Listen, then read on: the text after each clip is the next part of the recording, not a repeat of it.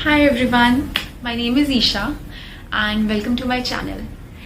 तो आज मैं आप लोगों के साथ एक बहुत ही इम्पॉर्टेंट कॉन्सेप्ट डिस्कस करने वाली हूँ, जो कि कॉन्सेप्ट है Karma. So concept of Karma I will discuss with you. तो हम बहुत बार लोगों से सुनते हैं जब वो कहते हैं कि हमारे तो कर्म ही खराब है, हम तो कुछ भी करने जाते हैं वो चीज़ ठीक ही नहीं होती है, पता नहीं कैसे कर्म है हमारे, उसके तो बहुत अच्छे हैं, उसके सारे काम पूरे हो जाते हैं, है ना। तो क्या है ये कर्मा, क्या है ये कर्मा? आपको क्या लगता है? फॉर एग्जाम्पल आप एक जॉब इंटरव्यू के लिए गए और वो जॉब इंटरव्यू क्लियर नहीं हो पाया, या फिर आप किसी भी जॉब पे सस्टेन ही नहीं कर पा रहे हैं, क्या ये है कर्मा? बार बार जॉब लगती है, छूट जाती है। या फिर आपके रिलेशनशिप्स वर्कआउट नहीं कर रहे हैं, first relationship it didn't work out, second relationship it didn't work out, and you know many more. So अब कर्मा है क्या? हेल्थ ठीक नहीं रहती, ये कर्मा है। फैमिली में प्रॉब्लम है, ये कर्मा है। तो क्या है कर्मा? तो यू नो यही सेम सेट ऑफ प्रॉब्लम्स हर इंसान के साथ है। ऐसा तो कोई भी नहीं है जिसके पास कोई प्रॉब्लम ही नहीं है। क्या आप कोई एक भी इंसान अपनी लाइफ में ऐसा बोल सकते हो कि जिसको कोई प्रॉब्लम ही नहीं है, जिसकी लाइफ में कोई इश्यू ही नहीं है? नहीं, ऐसा कोई भी नहीं है ना। बट यू नो कुछ लोग उन्हीं प्रॉब्लम्स को ओवरकम करके एक बहुत ही बेहतर इंसान बन जाते हैं, हर सक्सेस मिल जाती है उन्हें। बट कुछ लोग होते हैं जो उन्हीं प्रॉब्लम्स के बीच में ही जूझते रहते हैं सारी जिंदगी, यू नो, या फिर हम कह सकते हैं एक मेजर पार्ट ऑफ लाइफ जो है उनका उन्हीं प्रॉब्लम्स के बीच में ही गुजर जाता है। पर जो सक्सेसफुल हो जाते हैं उनकी लाइफ को देख के हमें लगता है अरे इनकी लाइफ कितनी सॉर्टेड है, इनके पास तो सब कुछ है, हर चीज सेटल है। बट हम क्या भूल जाते हैं? हम ये भूल जाते हैं कि ये सब पाने के लिए इस इंसान ने कितनी मेहनत करी है। अब वो मेहनत क्या है?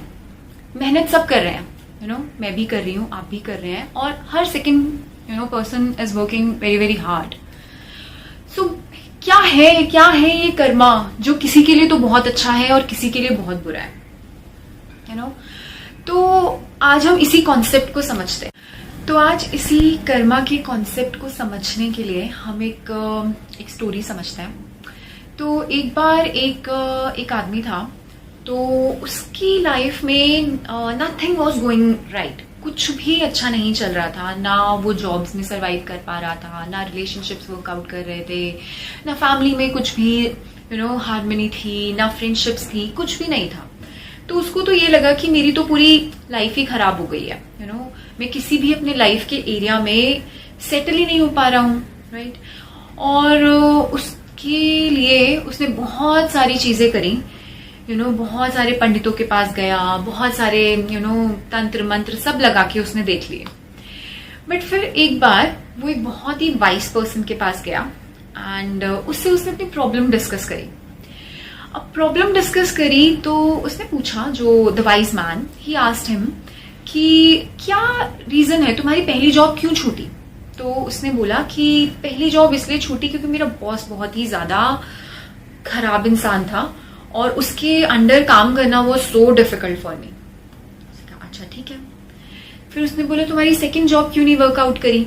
तो उसने बोला मेरी सेकंड जॉब में मेरे कलीग्स बिल्कुल भी अच्छे नहीं थे, उनके साथ काम करना वो so difficult, so I left that job. ठीक है, अब थर्ड जॉब में क्यों नहीं सेटल हो पा रहे हो? यहाँ पर भी बॉस और यू नो कलीग्स की बहुत चिक रहती है, तो यहाँ पे भी सर्वाइवल बहुत मुश्किल है मेरा। रिलेशनशिप क्यों नहीं वर्कआउट कर रहा? मेरा जो पार्टनर है वो बहुत ही ज्यादा यू नो टिक टिक करती है या करता है व्हाटसोएवर, और उसके साथ भी काम नहीं चल रहा। अब इस पूरी स्टोरी में जब उसने सब बताया तो जो वाइज मैन है उसने एक चीज एनालाइज करी कि ये इंसान कहीं पर भी क्यों सरवाइव नहीं कर पा रहा है। बिकॉज इसका टेम्परामेंट बहुत ज्यादा हाई है, ठीक है, इसका टेम्परामेंट इतना हाई है कि किसी के साथ भी एडजस्ट करना मुश्किल है। अब बात यह है कि हम लाइफ में चाहे कहीं पर भी जाएं, हमें कुछ तरीके के लोग जरूर मिलेंगे, है ना, वो तो मिलेंगे ही मिलेंगे। ऐसा तो हो नहीं सकता कि हर कोई आपके हिसाब से चले। बहुत सारे ऐसे लोग मिलेंगे जो आपसे अलग चलेंगे, आपको वो गलत लगते हैं, पर ये भी हो सकता है कि वो ठीक हो, है ना। तो इम्पोर्टेंट क्या है यहाँ पर? कर्मा क्या है? कर्मा ये है कि आप इस तरीके के लोगों से मिल रहे हैं अपनी लाइफ में, या फिर कर्मा ये है कि आपका अपने टेम्परामेंट पे कंट्रोल नहीं है, कि आप अपने मूड स्विंग्स पे कंट्रोल नहीं कर पा रहे हैं, आप में पेशेंस नहीं है. So you know, Karma is not what problems are coming in your life. Karma is, are you able to handle it or not? ऐसा कोई भी इंसान नहीं है जिसको जिंदगी में हर इंसान अच्छा मिला हो, हर कोई अच्छा मिला हो. ऐसा आपको कोई भी नहीं मिलेगा. But the difference is how you know, tackle with people, how you manage situation. Do you have that kind of wisdom that you can manage with such people? That is karma. तो आपका कर्मा कहीं पर भी कोई external force नहीं है. Your karma lies in your head, in your subconscious mind, and we call it alaya conscious. So all your karmas lies in your own head.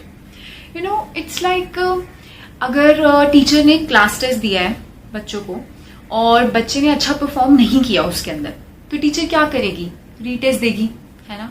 Retest देगी. Second time फिर से वही टेस्ट होगा. अब अगर फिर से बच्चे ने अच्छा परफॉर्म नहीं किया, फिर से एक टेस्ट होगा, फिर से एक टेस्ट होगा. तो जब तक वो बच्चा अच्छे मार्क्स से पास नहीं हो जाएगा तब तक टीचर टेस्ट देती ही चली जाएगी. ऐसा ही होगा. तो ऐसे ही लॉ ऑफ कर्मा है. अगर आपकी वीकनेस, आपका कर्मा, आपका एंगर है, तो आपकी लाइफ में ऐसी ही सिचुएशंस आती चली जाएंगी बार बार जो आपके उस एंगर को ट्रिगर करेंगी. और जब तक आप अपने एंगर को कंट्रोल करना नहीं सीख लेंगे, हर बार कोई ना कोई ऐसी सिचुएशन आएगी जो आपको ट्रिगर करेगी और आपको चेक करेगी. You know, it's like knock on the head कि अब ठीक किया, अब तुमसे कंट्रोल हुआ, अब तुम मैनेज कर पाए. तो यू नो, जितनी बार आप अपने उस कर्मा के टेस्ट में फेल होते जाएंगे, उतनी बार आपका टेस्ट दोबारा होगा, दोबारा होगा, दोबारा होगा. And you know, mind my words, हर बार वो क्वेश्चन पेपर और डिफिकल्ट होता चला जाएगा. ठीक है. तो इम्पोर्टेंट ये है कि पहली ही बार में अगर कोई प्रॉब्लम आप फेस कर रहे हैं तो वहां पे अपने अंदर एक सेल्फ इंट्रोस्पेक्शन करें कि व्हाट इज द रीजन कि ये प्रॉब्लम मेरी लाइफ में आई. क्या रीजन है कि मुझे ये you know financial Karma handle करना पड़ रहा है, या ये रिलेशनशिप कर्मा हैंडल करना पड़ रहा है.